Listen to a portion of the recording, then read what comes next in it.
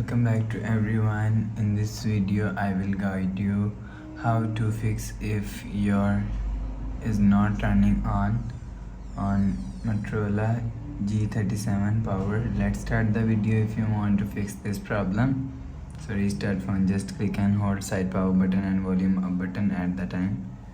Click on this restart icon. Again tap on this restart icon. You will see phone is restart.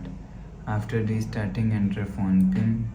You will see your problem is solved. But if it doesn't fix this problem, go to app library. Here click on settings app. Now in setting, scroll down and click on system and update. You will check your software update is latest. If it not latest, update your software latest. After update software latest, go back to home screen. You will see your problem is solved. But if it doesn't fix this problem, go to app library. Click on settings app. Now in setting, click on system and click on reset option. Click on reset all settings. Enter phone pin. Click on this icon. You will see your problem is solved.